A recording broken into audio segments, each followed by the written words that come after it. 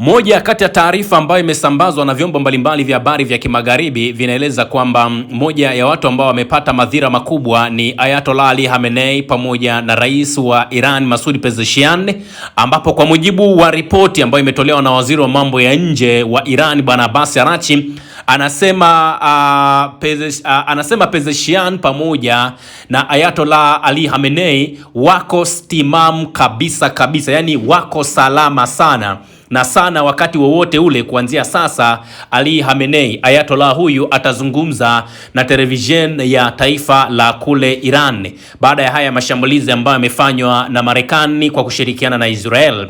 Kwa hiyo kiongozi mkuu wa Iran Ayatollah Khamenei bado yupo hai na salama kadri ambavyo ninajua, kwa mujibu wa waziri wa mambo ya nje wa Iran Said Abbas Araghchi, ambaye amezungumza na moja ya vyombo vya habari kufuatia mashambulizi makubwa ya pamoja ya Marekani pamoja na Israel. Na Araghchi ameongeza kwamba maafisa wote wa ngazi za juu wa Iran wapo hai, wapo kazini na wanaendelea kusimamia hali ya usalama na uendeshaji wa taifa hilo.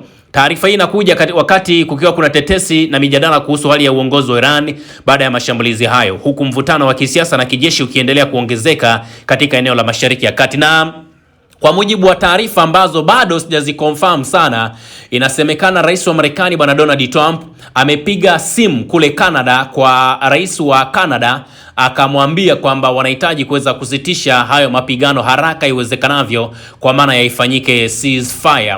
Na katika mashambulizi ambayo tumeona Iran wamejibu kule Israel au kuijibu Marekani, wameshambulia ile kambi ya Al Udeida ambayo ipo pale Qatar, moja kati ya kambi ambayo ina rasilimali nyingi sana. Marekani pale kawekeza vibaya mno.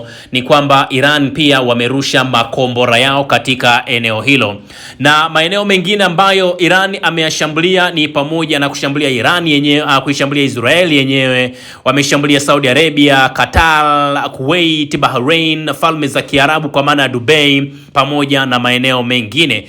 Na tunaendelea kupokea taarifa za hapa na pale ambazo zinatoka huko kuhusiana na hicho ambacho kimefanywa na Iran, lakini pia kilichofanywa na Marekani. Na mtakumbuka watu ambao huwa mnafahamu Iran wao wamejinasibu vizuri tu kwamba wanaweza wakaijibu Marekani, wanaweza wakaijibu Israel katika mashambulizi ambayo hayajawahi kutokea. Na kimsingi ni kwamba Marekani utaratibu wake ni kama utaratibu wa Israel. Wao huwa wanafanya mashambulizi ya kushtukiza. Mtakumbuka mashambulizi haya ambayo yamefanywa na Marekani pamoja na Israel ni mashambulizi ambayo yamefanywa kwa kushtukiza sana, kwa sababu Iran pamoja na Marekani walikuwa wapo katika meza ya mazungumzo ya kuona namna gani ambavyo wanaweza wasiingie katika eneo hili la mapigano, lakini kwa bahati mbaya tukaona Marekani pamoja na Israel wameanzisha mashambulizi hayo. Sasa kumekuwa na ripoti nyingi sana ambazo sasa hivi zinatolewa, ambapo tumeona taarifa ambayo imetolewa na waziri mkuu wa Israel Bwana Benjamin Netanyahu, ambapo naomba niisome kama ambavyo wameipost. Anasema, ndugu zangu wananchi wa Israel, muda mfupi uliopita Israel kwa kushirikiana na Marekani tulianzisha operesheni maalum ya kuondoa tishio la kimaangamizi linalotokana na utawala wa kigaidi wa Iran. Ninatoa shukrani zangu kwa rafiki yetu mkubwa Rais Trump kwa uongozi wake wa kihistoria. Kwa miaka 47 utawala wa Ayatollah umekuwa ukipaza sauti kauli za kifo kwa Israel na kifo kwa Marekani. Umemwaga damu yetu, umeua Wamarekani wengi na hata kuwaua kwa wingi raia wake wenyewe.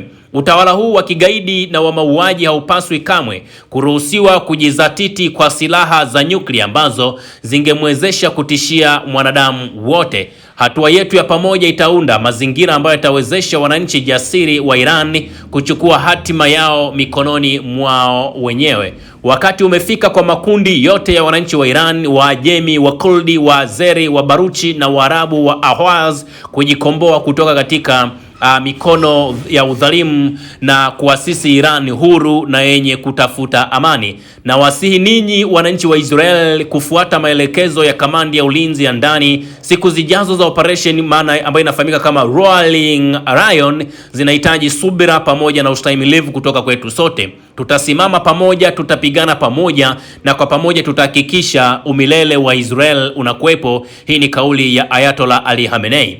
Ukiachilia mbali kauli ya Ayatollah Ali Khamenei, msemaji wa majeshi ya Iran anayefahamika kama Brigadier General Abolfaz Shekalch anasema maneno yafuatayo: tutaipa Marekani na utawala wa Kizayuni somo kubwa zaidi kuliko lile la vita vya siku 12. Majibu yetu dhidi ya Marekani na utawala wa Kizayuni yataendelea hadi watakaposhindwa. Tulikuwa tayari tumewaonya wasifanye kosa la kimahesabu, kwa maana ya miscalculation. Maslahi yote ya Marekani katika eneo hili, ardhini, baharini na angani, ni shabaha halali kwa Iran. Operation za mashambulizi dhidi ya utawala wa Kizayuni na Marekani zimeanza, na Iran itampa adui jibu la maamuzi na la kufundisha somo. Kauli hizi zinakuja katika muktadha wa mvutano mkali ambao unaendelea kati ya Iran na Marekani na Israel, huku hali ya usalama Mashariki ya Kati ikiendelea kuwa tete zaidi. Nayo Canada, Waziri Mkuu Mark Carney ametoa maagizo ya dharura kwa ya kujisitiri kwa raia wake. Naomba nisome ambacho amekiandika. Wakati mawimbi ya kwanza ya Operation Epic Fury yakiripotiwa kulenga shabaha mbalimbali nchini Iran, Waziri Mkuu wa Canada Mark Carney amevunja ukimya wake na kutoa msimamo alioeleza kuwa ni wa kanuni thabiti na wenye uhalisia kuhusu mzozo ambao unaendelea kushika kasi. Waziri mkuu huyu ametoa maelekezo ya dharura kwa raia wote wa Canada waliopo Iran kubaki mahali walipo na kujisitiri, huku wale waliopo katika ukanda mpana wa Mashariki ya Kati wakitakiwa kufuata maelekezo ya usalama ambayo yanatolewa na mamlaka za maeneo husika. Carney amethibitisha tena msimamo wa muda mrefu wa Canada kwamba Jamhuri ya Kiislamu ya Iran ni chanzo kikuu cha misukosuko na ukosefu utulivu, na kwamba haipaswi kamwe kuruhusiwa kumiliki silaha za nyuklia. Aidha, ameonyesha uungwaji mkono na wawazi kwa azma ya Marekani ya kuzuia hali hiyo isitokee. Hata hivyo, pamoja na kuunga mkono malengo ya kimkakati ya operation hiyo, Carney anasisitiza umuhimu wa kulinda maisha ya raia wote na kubainisha kuwa Canada inachukua hatua zote zinazowezekana kuhakikisha usalama wa balozi pamoja na ofisi zake za kidiplomasia katika eneo hilo. Amerejelea sauti za waandamanaji ambao wanapinga utawala wa Tehran. Carney anasema Canada inasimama pamoja na wananchi wa Iran katika mapambano yao dhidi ya kile alichokiita utawala wa kidhalimu ambao kwa muda mrefu umekuwa kinara wa ukiukwaji wa haki za binadamu. Katika kauli ambayo imeonekana kutofautiana na baadhi ya tawala zilizotangulia, Carney ameeleza kuwa licha ya juhudi za miaka mingi za kundi la Group of 7 G7 na United Nations, utawala wa Iran ulishindwa kusitisha mpango wao wa nyuklia na kuacha kuunga mkono ugaidi, hali ambayo kwa mujibu wake imepelekea hatua za kijeshi na za sasa kuwa matokeo magumu, lakini ambayo yalikuwa yanaonekana ni lazima. Amenukuu hotuba yake hivi karibuni katika mkutano wa Davos. Carney alieleza kuwa wakati huu ni sehemu ya mpasuko wa utaratibu wa zamani wa dunia.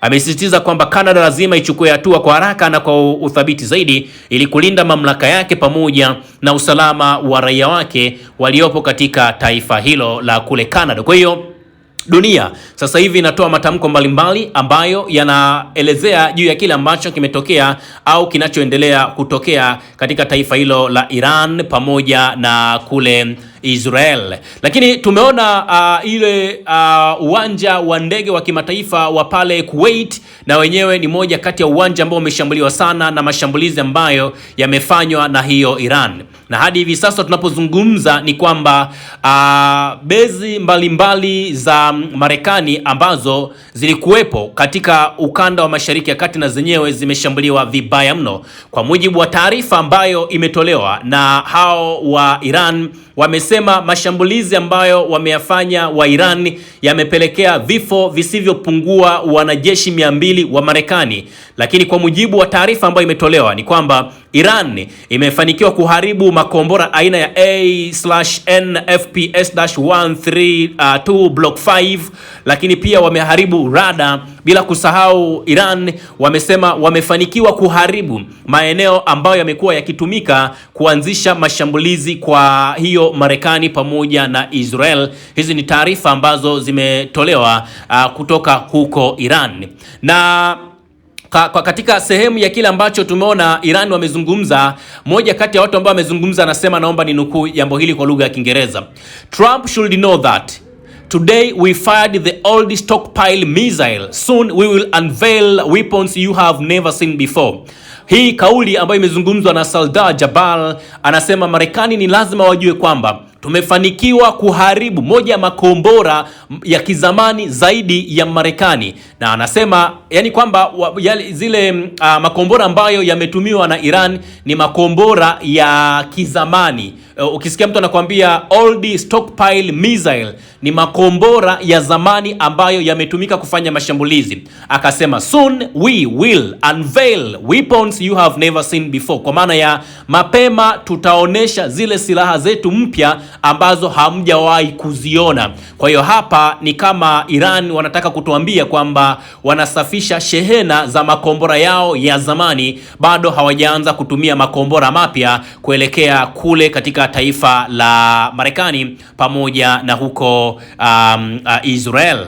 Lakini pia tumeona ripoti mbalimbali ambazo zinaendelea kuzunguka dunia, na sisi kama watu ambao tumekuwa tukifuatilia tutaendelea kuambia. Tumeona shambulizi ambalo limetokea pale Dubai karibu na Burj Khalifa, ambapo kombora la Iran limeweza kufanya shambulizi katika eneo la Palm Jumeirah Island, moja kati ya kisiwa maarufu sana kule Dubai, na lenyewe limeshambuliwa katika eneo hilo. Although sasa hivi pia nataka niwape tahadhari kidogo mabibi na mabwana, ni kwamba kumekuwa na picha nyingi sana mjongeo ambazo zimetengenezwa, yani ni AI generated videos zinazoonesha mashambulizi ambayo yamefanywa, aidha ni kufanywa na Iran au ni kufanywa na Israel au ni kufanywa na Marekani. Kwa hiyo mabibi na mabwana, mnatakiwa kuwa aware sana na hizo AI generated videos ambazo zinaonesha madhara ambayo yametokea, aidha ni upande wa Iran au ni upande wa Israel au ni upande wa Marekani.